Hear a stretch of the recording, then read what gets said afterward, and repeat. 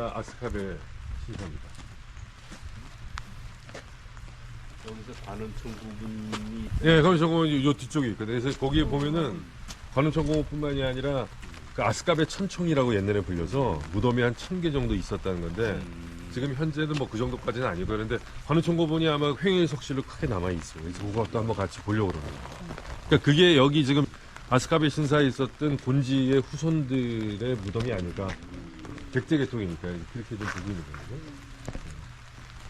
여기 그 아스카베는 백제 곤지왕을 모시는 그런 식으로 백제 곤지왕은 그 계로왕의 아우로서 일본에 왔었던 사람이거든요.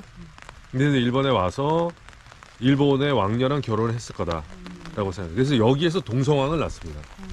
동성왕. 근데 이제 처음에는 이 일본서기의 기록에 의하면은 곤지가 일본에 가는 와중에 그 기록은 어떻게 돼 있냐면 일본서기의 기록이 좀 해괴망측하게 좀 돼 있는 기록이 있는데요. 계로왕이 곤지를 일본에 보내면서 자기 신의 임신한 부인을 곤지에게 장가들여서 보냈다 이렇게 돼 있습니다. 그러니까 조금 이상하죠. 근데 어쨌든 그렇게 해서 보내갖고 배를 타고서 가는데 가다가 이 가까라시마라는 섬에서 그 아이를 낳습니다. 그래서 그 아이의 이름을 그 섬에서 타는 도군, 시마라 한다, 이제 이런 표현이 있거든요. 그래서 이제 다시 이제 백제로 돌려보내주고, 그러고 난 다음에 곤지가, 일본으로 가갖고, 이제 거기에서 이제, 아이를 이제 5을 낳는데, 그 중에 이제 둘째가 동성이다. 이렇게 일본성이 돼 있습니다. 그래서 이제 아까 처음에 말씀드린 그러면 첫 번째에 그 태어났던 아이는 누구냐면은 그게 바로 문영왕인 거거든요. 문영왕. 첫 번째가. 예. 그러니까, 지금 뭐 학계에서는 그래서 문영왕이 계로왕의 아들이냐 곤지의 아들이냐 뭐 여러 가지 이제 그런 설들이 있습니다. 왜냐면은 앞에서 계로왕이 임신한 부인을 갖다가 줬다고 하니까 근데 이제 사실은 그게 살이 안 맞는 얘기죠. 말이 안 맞는.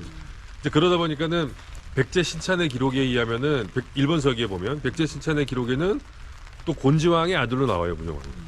그러니까 오히려 곤지왕의 아들이라는 게 더 맞을 것 같다라는 생각이고요. 그 연대를 맞추려고 억지로 끼운 건가요? 그렇죠. 근데 왜냐하면 그게 사실은 삼국사기하고 일본서기하고 이 계보가 안 맞는데 삼국사기에 뭐라고 되어 있냐면은 동성왕이 먼저 주게 했으니까 동성왕의 둘째 아들이 문영왕이라고 이렇게 돼 있습니다.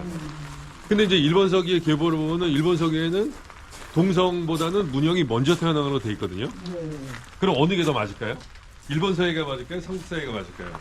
저는 삼국사기 맞지 않을까요? 거기에 대해서는 많은 사람들이 생각을 못 했었는데요. 네. 그게 이제 1971년에 문영왕릉의 지석이 출토가 됐습니다. 네, 네, 네. 거기에서 이제 뭘 알게 됐냐면 문영왕이 보통 삼국사기 보면 문영왕이 즉위한 해하고 근데 죽은 날짜밖에 없지 몇 살에 즉위했는지가 안 나오거든요. 근데 문영왕 지석에는 62세 계묘년에 죽었다가 62세라고 나옵니다. 정확하게 60. 그러면 523년에 죽었으니까 그 역산을 해보면 461년에 태어났다고 나오거든요. 근데 일본서기의 그 백제 신찬에 보면은 460년 신축년에 섬에서 태어났다는 얘기가 명확하게 나와요. 그리고 그 다음에 동성왕이 태어났다고 보니까 동성왕은 사실은 그거보다 늦게 태어난. 그러니까 오히려 삼국사기 계보가 틀렸다는 거죠. 일본서기 계보가 맞았다는 거죠. 그러면 동성왕하고 문영왕하고 누가 형이요? 문영왕이 형이지. 그런데 이제 문제가 뭐냐면 문영왕이 형인데 그렇다면 동성왕이 왜 먼저 즉위했겠는가? 그래서 이제 저는 논문에서는 그것은 분명히 모계에 어떤 문제가 있었기 때문이다. 그러니까 문영왕 같은 경우에는 서자라든지 아니면 어머니의 취약성이었고 사실은 적자는 동성이었기 때문에 동성이 먼저 즉위를 했다는 거죠. 그러니까 이제 그렇게 되면 어떤 문제들이 풀리냐면 처음에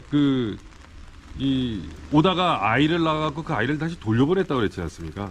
이제 그런 부분들도 어느 정도 해결이 되는 게 아닌가라고 생각을 합니다. 왜냐하면 사실 그 당시에 곤지가 일본에 와서 혼인 관계를 통해 갖고 이 외교 관계를 하려고 하는 이제 그런 와중에 어떻게 보면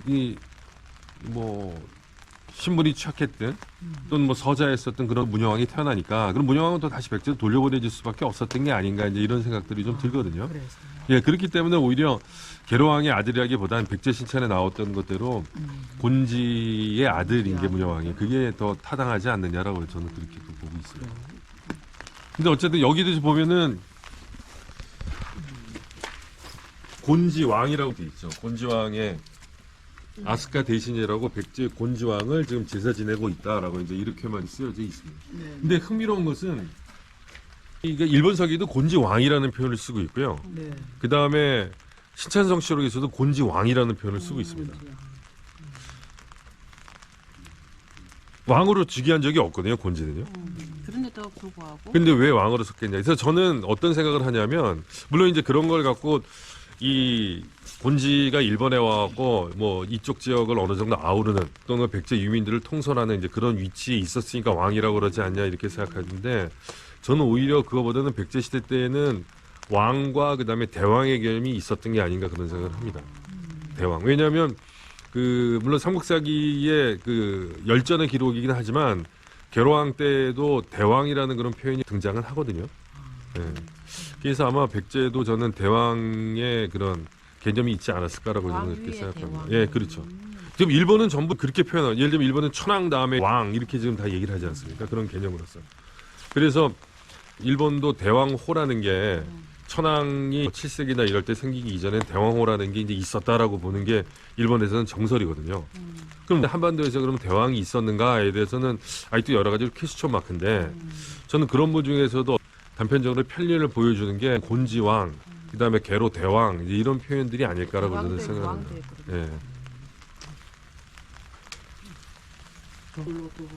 예, 예.